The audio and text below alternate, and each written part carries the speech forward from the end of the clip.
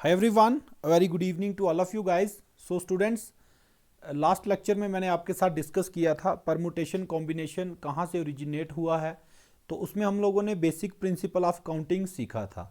तब उसी के रिगार्डिंग इसको हम लोग आगे कंटिन्यू कर रहे हैं और उसी में से चीज़ें निकल के आती हैं आपकी, चाहे वो परमुटेशन है चाहे वो कॉम्बिनेशन है। तो आज हम लोग जो डिस्कस करने वाले हैं वो सिर्फ और सिर्फ हम लोग परमुटेशन की बात करेंगे और उस टॉपिक को लिंक करेंगे इसके साथ, किसको, प्रिंसिपल ऑफ काउंटिंग को। मतलब उसी में से चीज़ें जो हैं वो यहाँ पे आपकी रिलेट होंगी। क्लियर? सो जो बच्चे पहली बार इस चैनल पे विजिट कर रहे हैं, मेक श्योर आप चैनल को सब्सक्राइब कर लें। साथ के साथ आप लोग बेल आइकन ज़रूर दबा लीजिए ताकि आने वाली वीडियोज़ की जो नोटिफिकेशन है वो आप तक टाइमली पहुँच सके। सो स्टार्ट करते हैं आज के लेक्चर को। इसके साथ साथ आप लोगों को एक बार फिर मैं इंटीमेट कर रहा हूं कि मॉक टेस्ट जो आपने हमारे साथ शेड्यूल करके देने हैं वो 20 मार्च से आपके स्टार्ट हो रहे हैं। तो आप लोग क्या करिए, अपना सिलेबस को रिवाइज करना स्टार्ट कर दीजिए। चाहे आपका 60% सिलेबस हुआ है चाहे 70%, तो आप लोग क्या करेंगे, अब मॉक टेस्ट देने का टाइम आ गया है। क्योंकि आपको पता है जेके बैंक में इस तरह से हमने बच्चों के साथ ये तैयारी करवाई थी और काफ़ी अच्छा इसका रिजल्ट मिला था। सेम डे को जब आप सब मॉक टेस्ट देंगे तो आप एनालाइज कर सकते हो अपने वीक एरियाज़ को। अगर आप सोचते हो कि एग्ज़ाम से 10-15 दिन पहले मैं मॉक टेस्ट दूंगा या दूंगी, तो उसमें नुकसान ये होता है कि आपको टाइम नहीं मिल पाता कि यार मेरा कौन सा एरिया वीक है। पता चल जाएगा लेकिन टाइम नहीं होता इंप्रूव करने के लिए। So it's right time to start. तो आप लोग डाउनलोड कर लीजिएगा ऑली बोर्ड की ऐप। उसके ऊपर आपको अगर डिस्काउंट चाहिए होगा इस परचेज के ऊपर तो आप हमारा कोड यूज़ कर सकते हैं SSS। इससे आपको 20% तक का डिस्काउंट जो है वो मिल जाएगा। सो लास्ट क्लास में मैंने आपको एक क्वेश्चन दिया था as a homework. So question was given 5 flags of different colours. 5 flags हैं हमारे पास, सभी अलग अलग कलर के हैं। How many different signals can be generated if each signal requires the use of 2 flags, one below the other.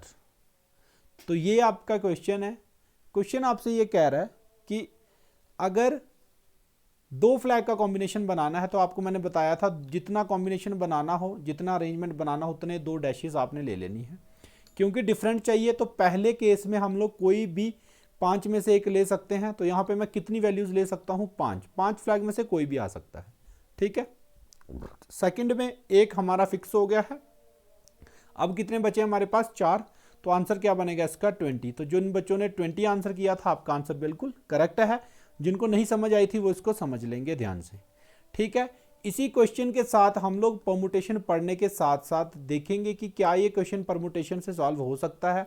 और मैं आपको प्रूफ करके दिखाऊंगा कि यस, प्रिंसिपल ऑफ काउंटिंग मतलब ये जो डैश वाला सिस्टम है इससे भी सेम क्वेश्चन सॉल्व हो जाते हैं जो हमारे किससे होते हैं, परम्यूटेशन से। बट हम लोग दोनों चीज़ों को डिटेल में पढ़ेंगे। मैं चाहता हूं कितना भी डिफिकल्ट क्वेश्चन आपको एग्जाम में आ जाए तो आप लोग आराम से उसको सॉल्व कर लें। सो स्टार्ट करते हैं फिर आज।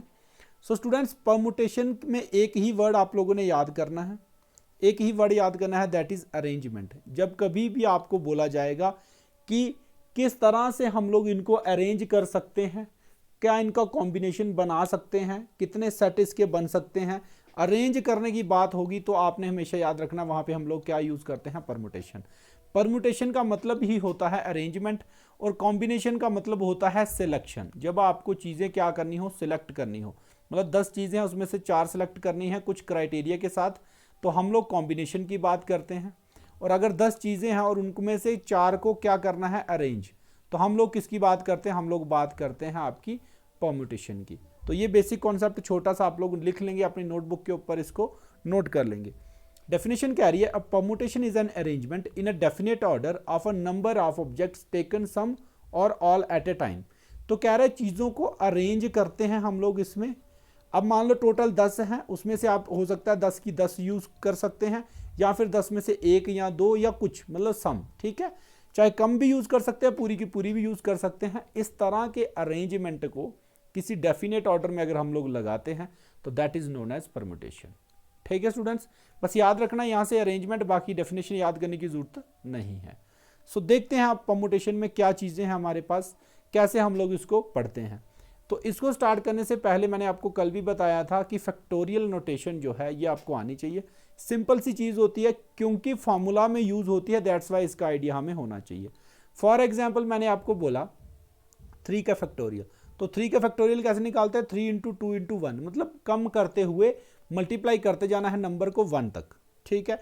सिमिलरली 7 फैक्टोरियल की बात करें तो ये क्या होगा? 7 into 6 into 5 into 4 into 3 into 2 into 1, ठीक है।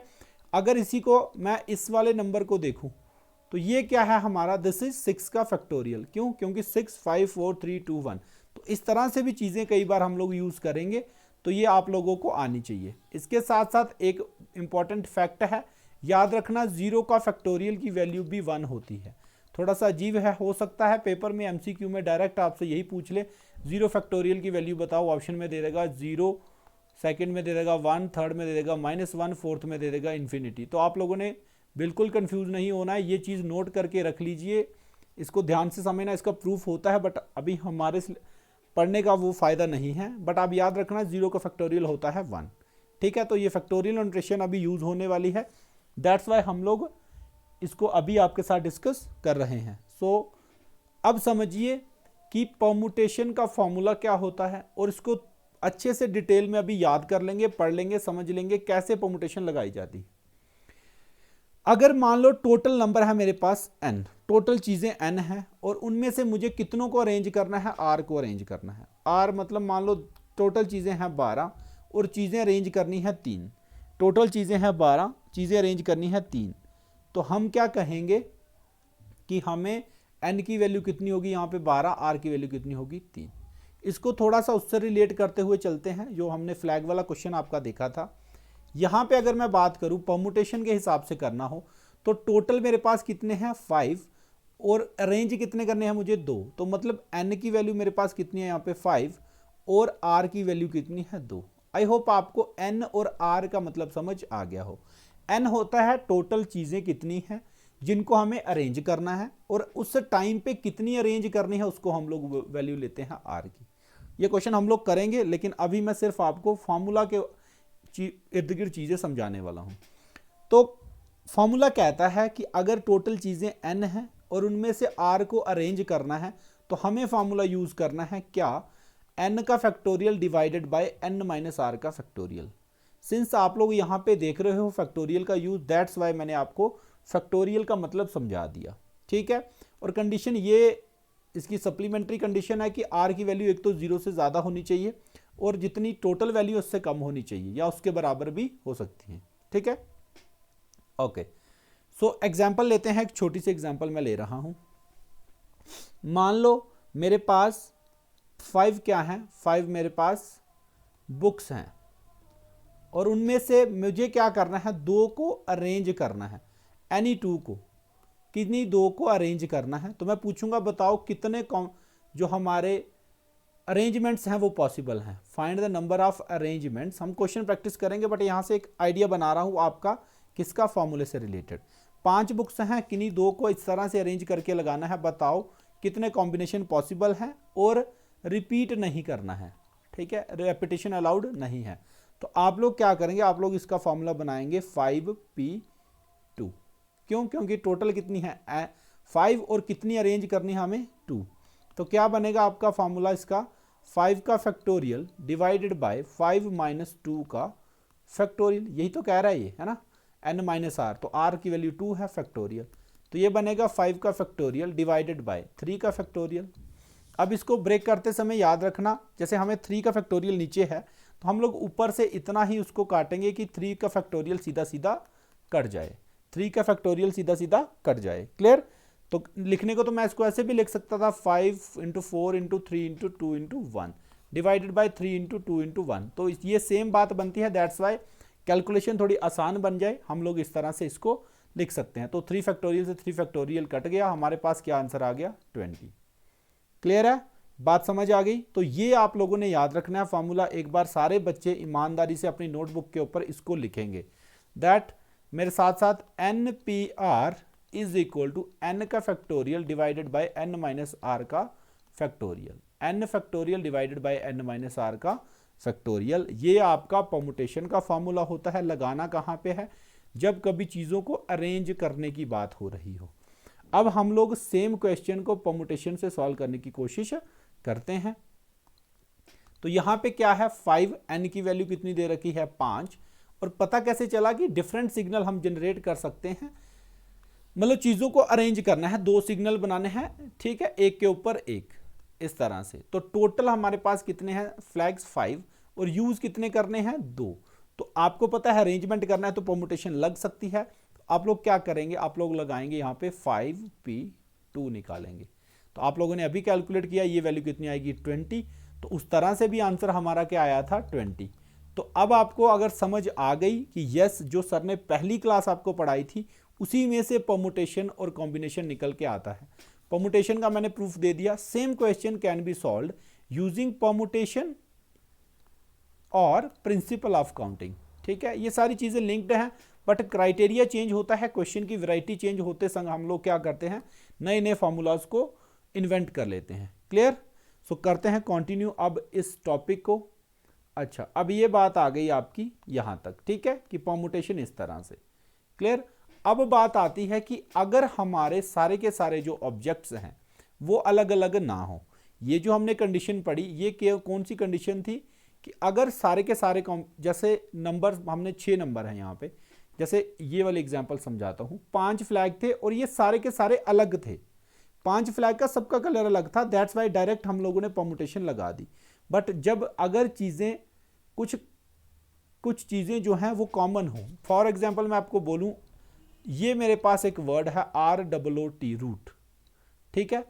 इसमें अगर मैं बोलूं कि 2 के कॉम्बिनेशन से बनाओ, क्या करो, चलो ऐसे बोल देते हैं कि रूट को कितने अरेंजमेंट इसके पॉसिबल हैं, सभी को यूज करना है। 4 के 4 वर्ड को क्या करना है, यूज करना है, 4 के 4 लेटर को यूज करना है। तो 4 टोटल हैं, परमुटेशन लगाएंगे तो 4 क्या है टोटल हैं, और 4 के 4 ही हमें क्या करने हैं, अरेंज करने हैं। तो कैसे बनाएंगे, 4 का फैक्टोरियल डिवाइडेड बाय 4 माइनस 4 का फैक्टोरियल, और ये बनेगा 4 का फैक्टोरियल डिवाइडेड बाय 0 का फैक्टोरियल। ऊपर वैल्यू बन जाएगी 4 इंटू 2 इंटू 1 तक, और 0 फैक्टोरियल अभी मैंने आपको बताया क्या होता है 1। तो आंसर क्या बन रहा है 4 × 12, 12 दूने 24। इस तरह से हमारा आंसर क्या बनेगा 24। बट यहां पे एक चीज का ध्यान रखना कि ये 24 के कॉम्बिनेशन में हमारा ये जो ओ है ये अलग है और ये क्या है अलग, बट एक्चुअल में ये दोनों क्या है सेम, ठीक है। तो सेम का मतलब इस तरह से, अगर इसको मैं O1 मानता हूं, इसको O2, इसको T, ठीक है। तो एक कॉम्बिनेशन इसमें जिसमें पहले वाला O आ रहा है, सेकंड में दूसरे वाला आ रहा है, ये भी पॉसिबल दे रहा है इसमें, और ये वाला भी दे रहा है, ठीक है। बट एक्चुअल में ये दोनों क्या है, सेम है, दोनों क्या है, सेम है, ठीक है। तो इसीलिए इस कंडीशन में कुछ और हमें इसमें ऐड करना पड़ता है। क्या ऐड करते हैं, आपने डायरेक्ट वही याद रखना है, ठीक है। तो आपने क्या याद रखना है, जब चीजें डिस्टिंक्ट ना हो, रिपीट हो रही हो, तो उस समय हम लोग क्या करते हैं, उस समय हम लोग फॉर्मूला लगाते हैं n का फैक्टोरियल डिवाइडेड बाय r का, ये r की जगह छोड़ो, इसको लिख लेते हैं p का फैक्टोरियल। p का फैक्टोरियल अभी समझाता हूं p की वैल्यू क्या लेनी है, ठीक है। बाकी हमारा इस तरह से चलता ही है, ये परमुटेशन में n माइनस r का फैक्टोरियल। p क्या लेना है समझिए। फॉर एग्जाम्पल मेरे पास एक वर्ड है SCHOOL, और आपसे क्वेश्चन में पूछ लिया गया find the number of arrangements that can be made by using all of its letters, सारे के सारे लेटर को यूज करते हुए। तो यूजिंग परमुटेशन हम लोग क्या करेंगे, यूजिंग परमुटेशन हम लोग क्या करेंगे, हम लोग इसमें लगाएंगे NPR का, ठीक है। तो n क्या होता है टोटल, 1 2 3 4 5 6, तो मेरे पास कितने आगे टोटल 6p, और हमें कितने लेने हैं, सारे के सारे लेने हैं, ठीक है। ये बनेगा 6p5।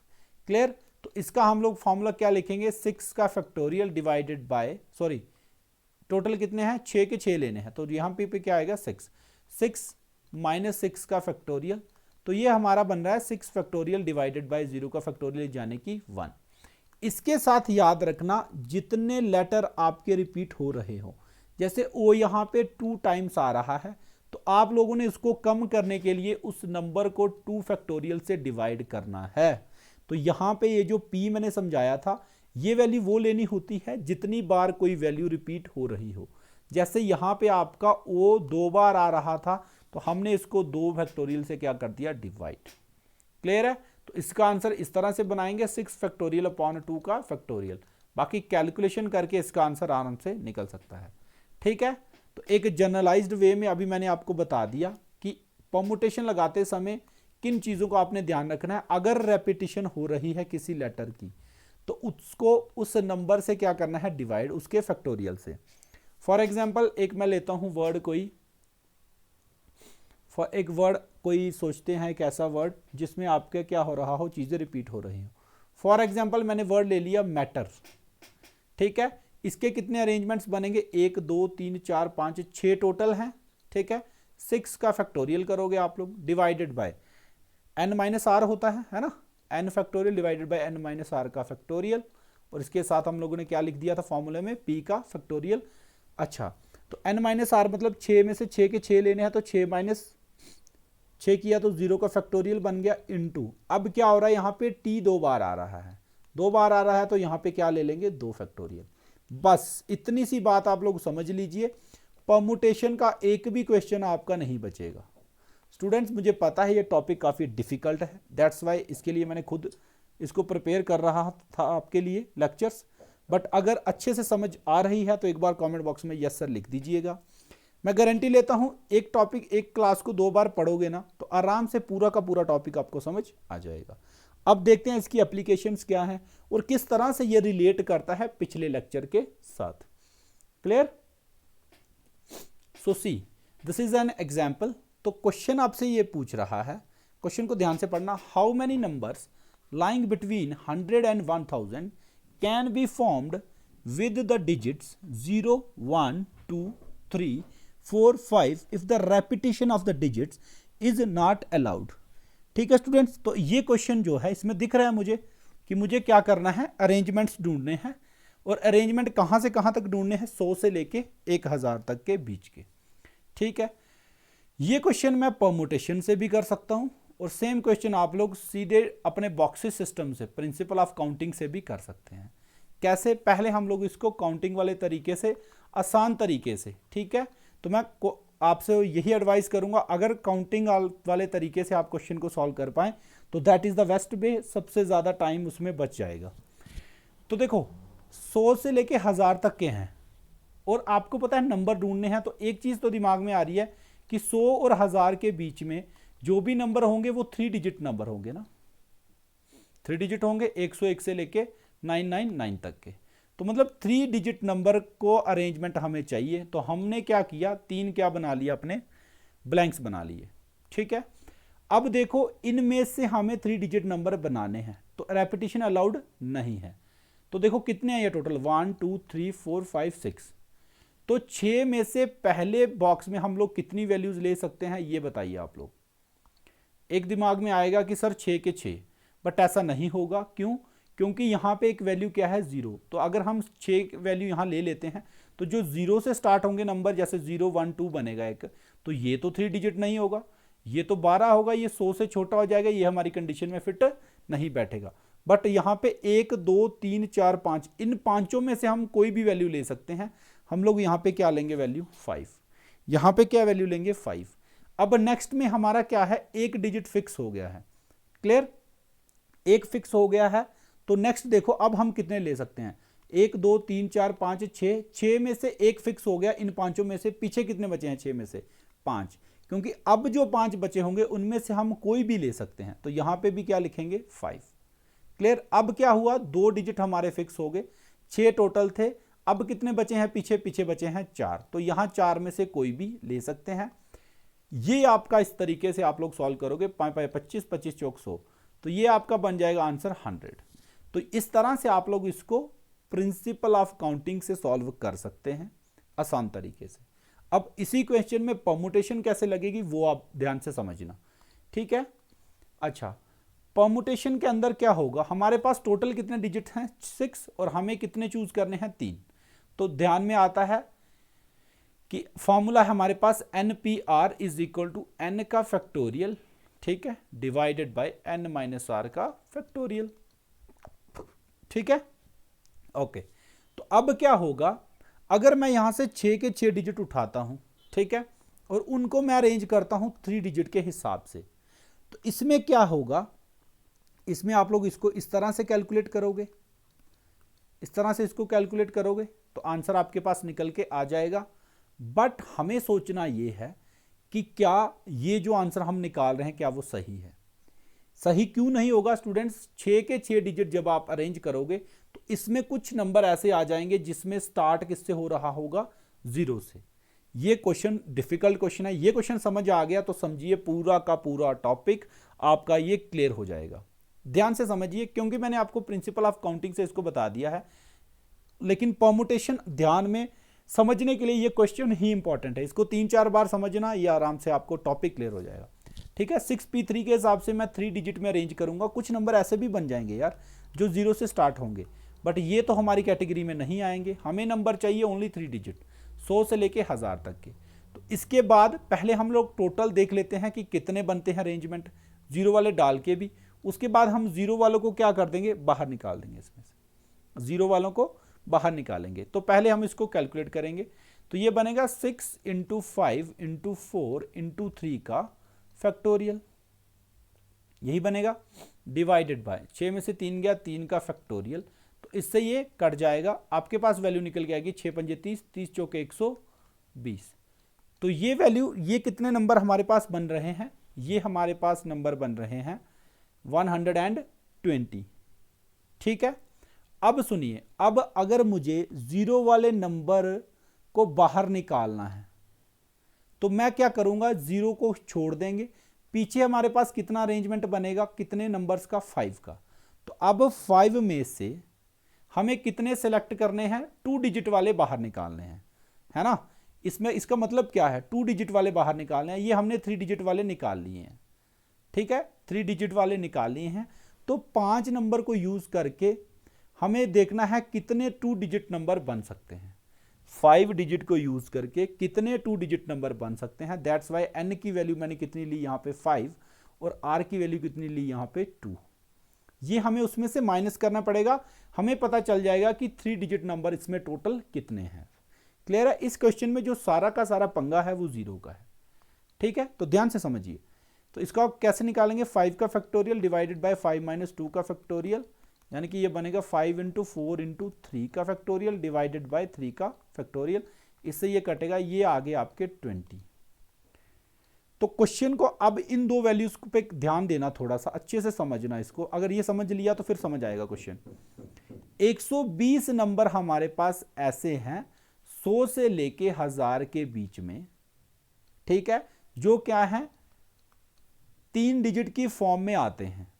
ठीक है, 3 डिजिट की फॉर्म में आते हैं और सारे के सारे डिजिट जो हैं वो अलग हैं, डिफरेंट हैं। ठीक है, और 20 नंबर उसमें ऐसे हैं जो किससे स्टार्ट हो रहे हैं, 0 से। 0 से स्टार्ट हो रहे हैं। 120 नंबर में सारे के सारे इंक्लूडेड हैं, जिसमें वो 0 भी आ सकता है, 1 भी आ सकता है, 2, 6 में से कोई भी आ सकता है। लेकिन 20 नंबर ऐसे हैं वो जो किससे स्टार्ट हो रहे हैं, आपके 0 से स्टार्ट हो रहे हैं। तो अब हमें कितने चाहिए, कौन से चाहिए, सिर्फ 3 डिजिट नंबर। तो हम क्या करेंगे, टोटल में से अगर 2 डिजिट वालों को बाहर निकाल दें तो आपके पास जो आंसर बचेगा वो बचेगा सिर्फ और सिर्फ 3 डिजिट नंबर, 100 से लेके 1000 तक के बीच के नंबर। ठीक है स्टूडेंट्स, ये क्वेश्चन अगर आपको 30% समझ आ गया है तो कमेंट बॉक्स में लिख दो yes sir. I assure you, ये लेक्चर खत्म होते होते या इससे नेक्स्ट लेक्चर में आपका ये पूरा का पूरा टॉपिक जो है वो क्लियर हो जाएगा। ठीक है, ओके, सो मूव करते हैं। अब समझेंगे क्या वैरायटीज के क्वेश्चन हमारे एग्जाम में पूछे जाते हैं। इसके ऊपर बाद में आते हैं क्योंकि इसमें थोड़ा सा रेपिटेशन वाला है, सेट वाली चीजें हैं। तो हम लोग एक क्वेश्चन पहले ऐसा सॉल्व करेंगे जिससे हमें क्लियर हो कि परमुटेशन और प्रिंसिपल ऑफ काउंटिंग में किस तरह से रिलेशन बनता है। ठीक है, क्वेश्चन नंबर 1 आपका कह रहा है हाउ मेनी 3 डिजिट नंबर। तो 3 डिजिट नंबर जैसे ही ध्यान में आया आपके दिमाग में 3 ये बॉक्सेस आ जाने चाहिए कि यस, इस तरह से हमें आंसर को निकालना है। ये आपका बेसिक तरीके से प्रिंसिपल ऑफ काउंटिंग से निकालेंगे। यहां मैं आपको परमुटेशन से इसको सॉल्व कराऊंगा। ठीक है, how many 3 digit number can be found by using the digit 1 to 9 if no digit is repeated. तो 1 से लेके 9 तक के यूज करने हैं। तो मतलब 1 2 3 4 5 6 7 8 एंड 9। 3 डिजिट नंबर बनाना है। पहले पे हम इनमें से कोई भी ले सकते हैं, कोई दिक्कत नहीं है। हाँ, अगर इसमें 0 होता तो दिक्कत होती, ठीक है, बट ऐसा नहीं है। तो 9 में से मैं यहाँ पे कोई भी नंबर ले सकता हूँ। यहाँ कितनी वैल्यूज़ हम लोग ले सकते हैं? पहले में हम लोग 9 वैल्यूज़ को ले सकते हैं, क्योंकि डिजिट रिपीट नहीं हो सकते। एक हमारा यहाँ क्या हो गया? फिक्स हो गया है। एक हमारा यहाँ पे फिक्स हो गया है। अब हमारे पास कितने नंबर बचे होंगे पीछे? 8। तो यहाँ पे वैल्यू क्या रखेंगे? 8। क्यों? क्योंकि एक हमने फिक्स कर दिया। अब 2 फिक्स हो गए हैं, तो पीछे कितने बचे? 9 में से 7, तो इनटू क्या बनेगा? 7। तो इस तरह से मामूली से 20 सेकंड में अगर आपकी अंडरस्टैंडिंग अच्छी है तो आंसर आप इसका आराम से निकाल सकते हो। और मुझे पूरी उम्मीद है इसी तरह का क्वेश्चन एग्जाम में पक्का पूछा जाएगा। तो मल्टीप्लाई करके आप लोग इसका आंसर निकाल सकते हैं। 9 8 72, 72 को करना है 7 से, 7 दूने 14, और ये बन गया आपका 504, आपका राइट आंसर बनेगा। ठीक है, this is by the basic method जो आपको लास्ट लेक्चर में मैंने बताया था। अब देखते हैं परमुटेशन। यस, परमुटेशन लग सकती है। कैसे वेरीफाई किया? क्योंकि हमें नंबर्स को अरेंज करना है, अरेंजमेंट बनाने हैं, 3-3 का सेट बनाना है। 3-3 का क्या बनाना है? सेट बनाना है हमें। तो अब हमें देखना है कि टोटल हमारे पास कितने हैं। सो स्टूडेंट्स, टोटल हमारे पास कितने हैं नंबर्स? 1 से लेकर 9 तक के 9। तो n की वैल्यू यहां पे क्या आएगी आपके पास? 9। n की वैल्यू क्या आएगी? 9। और आपको कितने चूज करने हैं उनमें से? कोई 3। तो r की वैल्यू क्या आ गई? 3। ठीक है, तो बस आपको क्या लगाना है यहाँ पे? NPR लगाना है, यानी कि 9p3 की वैल्यू आपको निकालनी है। तो क्या फॉर्मूला होता है? n factorial divided by n minus r का फैक्टोरियल। तो ये क्या बनेगा आपका? 9 फैक्टोरियल डिवाइडेड बाय 9 माइनस 3 का फैक्टोरियल। ठीक है, तो 9 फैक्टोरियल कैसे लिख सकते हैं? 9 इंटू 8 इंटू 7 इंटू 6 का फैक्टोरियल डिवाइडेड बाय 9 में से 3 गए, 6 का फैक्टोरियल। 6 फैक्टोरियल से 6 फैक्टोरियल कट गया, सेम कैलकुलेशन बन रही है। आंसर आपके पास निकल के आ गया 504। आई होप अब आपको चीज थोड़ी सी और आसान लगी होगी। ठीक है, अच्छे से समझना, बड़े ध्यान से और बड़े ठंडे स्वभाव से इसको समझोगे तो समझ आएंगी चीजें आपको। ठीक है, अच्छा, अब यहां पे बात आती है, यहां से थोड़ा सा और इसको आगे कंटिन्यू करते हैं, इसी चीज को समझते हैं कि यहां पे हम लोगों ने n माइनस आर का फैक्टोरियल लिया, बट यहां पे एक जगह मैंने आपको पढ़ाया था, जहां हम लोगों ने ये चीज लिखी थी p का फैक्टोरियल। ये किसके लिए लिखते हैं? क्योंकि अगर कोई नंबर क्या हो रहा हो? रिपीट। बट यहां पे देखो क्या कोई नंबर रिपीट हो रहा था? क्योंकि 1 से लेकर 9 तक के सारे नंबर अलग अलग हैं, डिस्टिंक्ट हैं, दैट्स वाई हमने कोई भी रेपिटेशन नीचे नहीं ली। तो इस चीज का ध्यान रखना है, अगर गिवन नंबर्स जो टोटल आपके वैल्यूज हैं, जो टोटल लेटर्स हैं, जो टोटल नंबर्स हैं, अगर उनमें कोई वैल्यू रिपीट हो रही होगी तो जितनी बार कोई नंबर रिपीट हो रहा होगा उसका फैक्टोरियल आप लोगों ने डिवाइड करना होता है। ये एग्जाम्पल के साथ मैं आपको धीरे धीरे समझाऊंगा। ठीक है, मूव करते हैं नेक्स्ट क्वेश्चन के ऊपर। मजा आ रहा है तो एक बार लिख देना यस सर, मजा आ रहा है। ठीक है, अब कह रहा है हाउ मैनी 4 डिजिट नंबर। तो सीधा दिमाग में आता है 4 डिजिट नंबर बनाना है, तो ये लो, ये बना दिए 4 digit. Are there with no digit repeated, कोई भी डिजिट रिपीट नहीं होना चाहिए, कोई भी डिजिट रिपीट नहीं होना चाहिए। तो हमारे पास टोटल कितने होते हैं? 0 1 2 3 4 5 6 7 8 एंड 9। तो इन्हीं से 4 डिजिट नंबर बनते हैं। डिजिट नंबर हैं कितने? बेसिकली डिजिट कितने हमारे पास? 10 डिजिट्स हैं टोटल। ठीक है, अब हमें देखना है क्या हम पहली जो पोजीशन है इस पे कितने नंबर्स की ले सकते हैं, कितनी वैल्यूज को ले सकते हैं। स्टूडेंट यहां पे हम 1 ले सकते हैं, 2 3 4 5 6 7 8 9, ये 9 नंबर हम यहां ले सकते हैं, बट क्या हम यहां पे 0 ले सकते हैं? बताइए कमेंट बॉक्स में, क्या हम पहली पोजीशन पे 0 लेते हैं? ले सकते हैं। अगर मान लो ऐसे कोई एक नंबर मैंने लिख दिया, देखने में तो ये 4 है, बट क्या ये 4 डिजिट में काउंट होता है? नो, ये किस में काउंट होता है? 3 डिजिट में। ठीक है, 0 का ध्यान रखना होता है, 0 ही पंगा लाता है। तो इसका मतलब हम लोग पहली पोजीशन पे कितनी वैल्यूज ले सकते हैं? Total only 9 values. तो 9 वैल्यूज हम लोग यहां ले सकते हैं। अब जब सेकंड पोजीशन की बात आई होगी तो एक डिजिट हमारा क्या हो गया है? फिक्स हो गया है। एक डिजिट हमारा क्या हो गया है? एक डिजिट हमारा फिक्स हो गया है। पीछे कितने हैं? टोटल 10 थे, अब 0 आ सकता है। तो अब हमारे पास कितने बचे हैं? 9। तो यहां पे भी क्या लेंगे? 9। क्लियर? 2 डिजिट फिक्स हो गए हैं, टोटल में से 2 फिक्स हैं, पीछे बचे 8, तो यहां पे क्या लेंगे? 8। ठीक है, 3 फिक्स हो गए, अब 7 बचे, 7 में से कोई भी 7 आ सकते हैं, तो यहां पे लेंगे 7। तो ये आप लोगों का आंसर बनेगा इस पर्टिकुलर क्वेश्चन का। ठीक है, तो आई होप अब आपको ये समझ आ गया होगा कि ये किस तरह से परमुटेशन हम लोगों को लगानी होती है इन केस ऑफ नंबर्स। अभी वॉवल्स हैं, आपके लेटर्स हैं, उसको भी डिस्कस करेंगे। इसी क्वेश्चन को अगर परमुटेशन से हमें सॉल्व करना पड़ता, परमुटेशन से सॉल्व करना पड़ता, क्योंकि इस क्वेश्चन में उस एग्जाम्पल की तरह क्या था, जीरो का पंगा था, ये वाले जीरो का। तो इसी को रिलेट करते हुए वहां पे आपको मैं सिखाता हूं कैसे हमने इसको सॉल्व करना था यूजिंग परमुटेशन। बट मेरी एडवाइस आपसे यही रहेगी कि आप लोग क्या करें, आप लोग कोशिश करें कि बेसिक प्रिंसिपल ऑफ काउंटिंग से आप उसको सॉल्व करें। उससे एक तो टाइम कम लगता है, ऊपर से गलती होने का चांस बड़ा कम रहता है। कॉन्सेप्ट को बार बार रिवाइज करिए, क्वेश्चंस को बार बार सॉल्व करिए, सेम क्वेश्चन को, चीज़ें अच्छे लेवल पे समझिए, बिंदास चले जाइए। और मैं आपको बता रहा हूँ ये डिफ़िकल्ट टॉपिक है और एग्ज़ाम में जो फ़र्क डालते हैं वो डिफ़िकल्ट टॉपिक ही डालते हैं। मान लो आसान पेपर आ गया 60 नंबर का, सारे बच्चे 60 में से 55 ले जाएंगे। मुश्किल पेपर जो होता है ना 30 नंबर का, उसमें से जो बच्चा 15+ स्कोर करता है उसकी सिलेक्शन, क्योंकि आपको पता है एक एक नंबर की बहुत वैल्यू है। तो इस तरह से कोई भी टॉपिक छोड़ के मत जाइए कि यार 1 नंबर का आएगा या 2 नंबर का आएगा तो छोड़ देते हैं, बिल्कुल नहीं। सिलेक्शन यहाँ पे आपको 70-80% वाला टारगेट नहीं है, आपको टॉप में आना है, हर बच्चे से आगे निकलना है। तो उस तरह से आपको ये समझना है, ठीक है। ओके, सो हम लोग देखते हैं टोटल हमारे पास 10 डिजिट हैं, मतलब n की वैल्यू कितनी है हमारे पास 10, और हमें 4 डिजिट बनाना है तो r की वैल्यू कितनी है 4। तो हम लोग क्या लिखेंगे 10p4, ये हमारे बन गए टोटल कॉम्बिनेशन 10 डिजिट्स को यूज करके 4 को एक टाइम पे लेके। बट हमें क्या करना है, यहां से वो वाले नंबर सब्ट्रैक्ट करने हैं जो 0 से स्टार्ट हो रहे होंगे। वो करने के लिए हमें क्या करना पड़ता है, हमें सब्ट्रैक्ट करना पड़ता है इसमें से। अब 0 को बाहर निकाल दिया तो 9 के साथ अब हमें 4 डिजिट है ना, तो जैसे हमें इसमें से कौन से नंबर बाहर निकालने, बेटा हमें निकालने हैं, जैसे कोई नंबर इस तरह से बन गया है, इस तरह के नंबर्स को बाहर निकालना है। तो इस तरह के नंबर्स की कैटेगरी कौन सी होगी, इस तरह के नंबर्स की कैटेगरी होगी जो 0 से स्टार्ट हो रहे होंगे, तो मतलब वो 3 डिजिट नंबर हैं। इसमें से हमें क्या करना है, 3 डिजिट नंबर बाहर निकालने हैं। और टोटल कितने डिजिट में से, टोटल उसमें 0 बाहर रहेगा, ओनली 9 पीछे बचे होंगे। ठीक है, 1 से लेके 9 तक की गिनती के जितने 3 डिजिट नंबर इसमें आए होंगे वो हमें इसमें से बाहर निकालने हैं। तो इनको कैलकुलेट करने के लिए क्या करना पड़ेगा, NPR। तो टोटल कितने 9 और सेलेक्ट उसमें से कितने 3 वाले, तो हम लोग क्या करेंगे NP3।